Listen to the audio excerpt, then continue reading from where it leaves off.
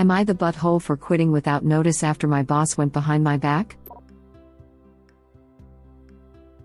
Title might make you think not the butthole, but please read because I'm getting torn to shreds right now. I've worked at a franchise for 6 years, and I also have a second job that I've been at for 3 years. I have set days where I'll work job 1 on Wednesday to Friday and job 2 Monday to Tuesday. This morning my colleague called in sick at job 1. Boss from job 1 called me and I told him sorry, that I am at other job today like usual. He said he understood and hung up the phone. 30 minutes later and I get a call from job 2 just as I'm about to leave. They let me know that my boss from job 1 called them and said that he needed me at job 1. I was absolutely mortified and told job 2 that I will absolutely be coming into work today. I wound up calling back job 1 and telling them not to expect me back this week or ever again because my boss had hugely overstepped a boundary. My boss hit the roof instantly and said he would sue me due to needing to close the business for the days I'm not there. I welcomed him to try. So I'm sitting here now at job 2.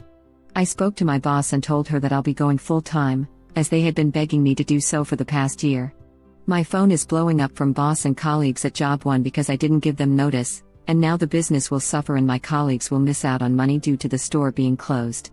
I feel bad about it, but I'm so angry and embarrassed after this morning. Not the butthole. Why would your boss think it's appropriate to call your other workplace? They should have told him to pound salt. Extra not the butthole because the old boss threatened to sue you. Do not regret this decision. Assuming US yeah barring a contract original poster is fine at will employment which cuts both ways. It's not like your work gives you 2 weeks notice before firing you. It is worse when they do. Twice I have been fired and told to keep working for months. That hurts. What if you just didn't go in?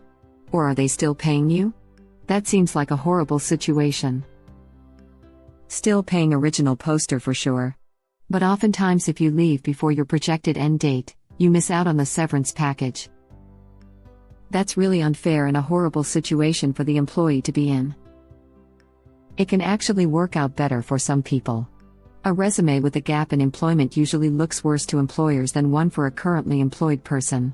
Not fair, but it happens. If your job says in 3 months you'll be laid off, it gives you time to get your resume out while still technically employed. A resume with a gap in employment usually looks worse to employers.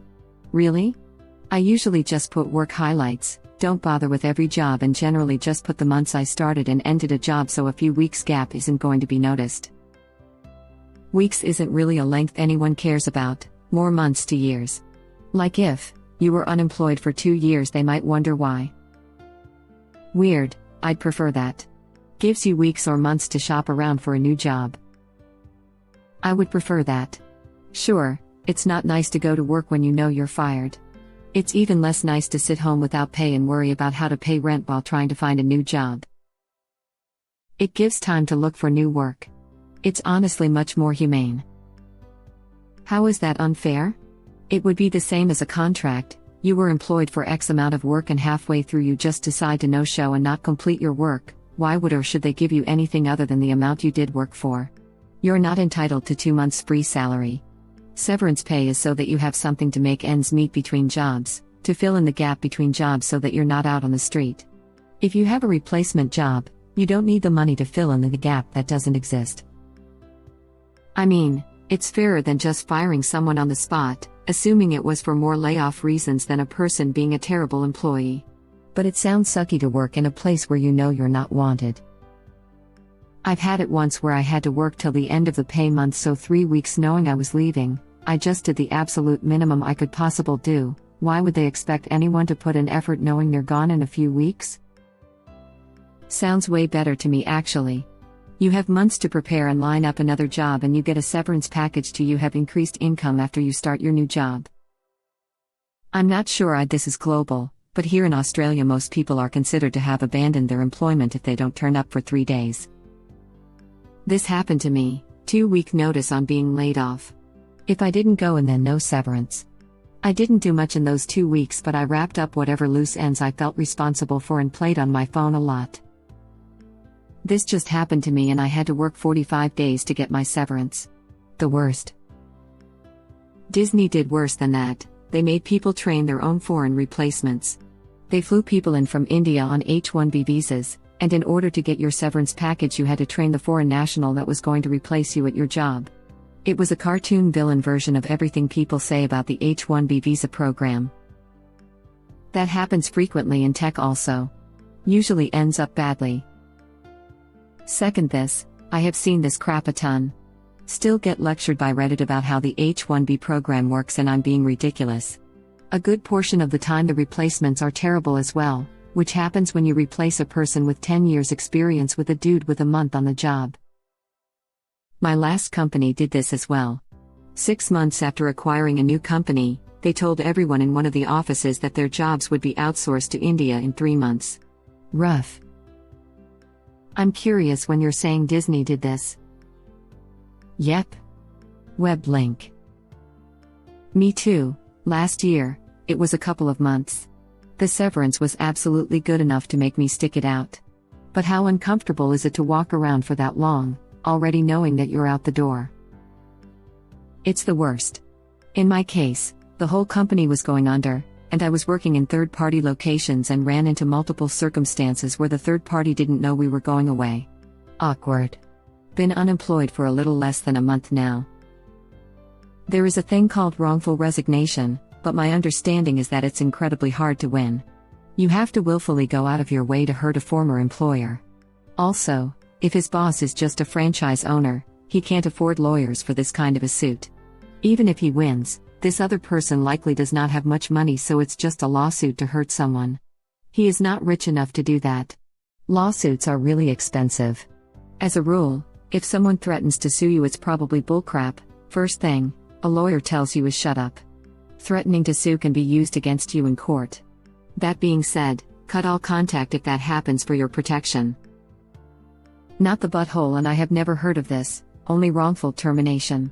Provided you don't have a notice period in your contract, and at this point, I'm guessing that despite being there 6 years you are employed on a casual basis without one. Tell the owner he can go and do the job you are employed to do. There are virtually no contracts in the US. It's at-will employment. Even places that have contracts don't prevent you from quitting. They may stipulate that if you leave before working X amount of time you may have to repay training costs from your last check, but it's usually very fair. Like if the company paid $4,000 for professional training and you quit the day after you finish, you may be liable for 20% of the cost.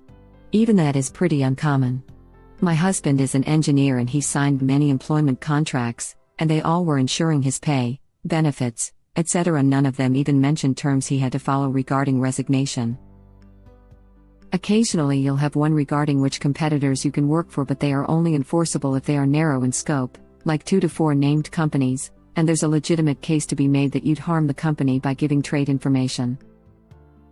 Right. Luckily in oil and gas non-competes are pretty unheard of, and even when they are required for employment, they're almost impossible to enforce. Wrongful resignation usually only involves executives or those with specialized skills. Maybe involves 2% of workers. Wrongful resignation exists in Canada. I don't know if it exists anywhere else. It doesn't in the US. I had to Google it, so it's just that you didn't give enough notice as per an employment contract. I can see that being hard to enforce. Also, if someone has quit on such bad terms, do you really want them to come back in and have access to company information? Maybe just to do a handover meeting, but that's about it. A wrongful resignation is essentially the same thing as a wrongful dismissal, except that it is the employee who has failed to provide the employer with reasonable notice of their intention to quit their position. Web link. Yeah, and it only seems to exist in Canada. In the US, you aren't legally obligated to give any notice at all, assuming there's no contract. It exists in every first world nation, of course. The whole EU has got wrongful dismissal, resignation regulations. They're talking about wrongful resignation, not wrongful termination. Op is not a slave and can't be yoked to job one just because job one wants them to be. That's not a thing. Yeah, that's a bunch of nonsense.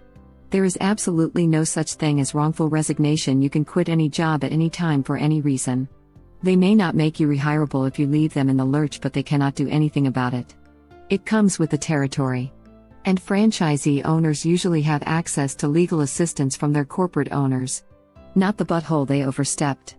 Edit. I am referring to in the United States. Apparently, this is a thing in Canada.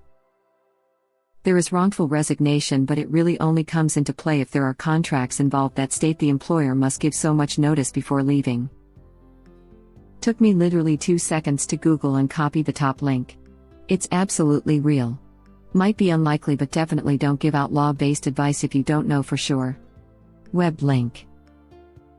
Also took me 2 seconds to notice that's not in the US, that's in Canada, that's why it's so. For someone working 2 entry-level probably minimum wage position in the US, wrongful resignation is not a thing. As someone else mentioned in response to my comment, it has to be written into your contract, and since original poster did not mention signing a contract, so my previous comment still stands. Don't get me wrong, I'm glad you fixed this eventually. But I needed to bring it up. It kind of bothers me that you didn't bother to specify where you were for ages while giving legal advice, but then immediately pointed out that someone else was talking about a non-US country as if their location was any more important than yours was. Unless they mentioned it in a buried comment, original poster never said they were American. The whole world uses the internet. America is not default. There is no reason to assume that any given person speaking English on the internet is American unless they say they are. Even if they use Americanisms, lots of non-Americans use them because of TV. Please tell people where you are located when giving them legal advice. Don't just assume they're American, because honestly, most humans are not American. You could be giving someone advice that could harm them. There is such a thing, but not in the US. As far as I'm aware, the guy you're responding to might be from Canada? The case they cited is notable, Gagnon and Associates Incorporated et al. V. Gesso et al. That being said, as you can see from the link, it's definitely a special situation, and from what I'm aware of, there was no reason for Gesso's immediate resignation other than wanting to pursue a new career, whereas original poster could point to the circumstances as a reason for leaving because the boss was overstepping boundaries and they didn't feel comfortable. Web link. Actually, it does exist in Canada. It doesn't exist in the US. Given improper conduct by the supervisor, I doubt it would be an easy case. Job number 1: boss deserves the same treatment from you that he gave you. You are lucky his phone call to your job did not put your employment there at jeopardy.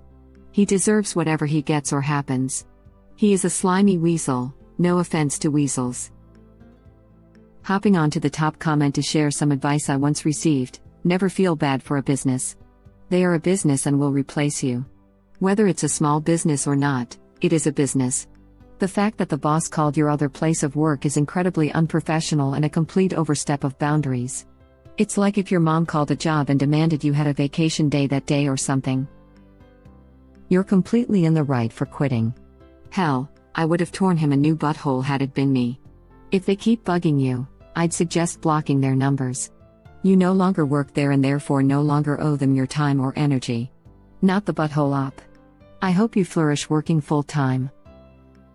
If anyone can sue and has grounds to do so for harassment and toxic work environment, original poster. Also, it's on them if they didn't hire/retain enough employees. Exactly this. Your boss from your other job completely overstepped. You did the right thing by leaving. That is very rude and very disrespectful. Honestly, I would have done the same thing. Not the butthole. Your old boss was so far out of line. If he can't staff appropriately, that's a him problem, not a you problem. Reminds me of when my first job called my high school to tell me to skip school and go work. If your old boss continues to encourage your former coworkers to harass you, you would have a good case for suing him. Not the butthole. I'm not even sure that phone call was legal. People aren't allowed to call a place of business and try to intimidate the boss into relinquishing one of his employees. You're being attacked and bullied. If his business will suffer, that is because of his actions, not yours. Not the butthole.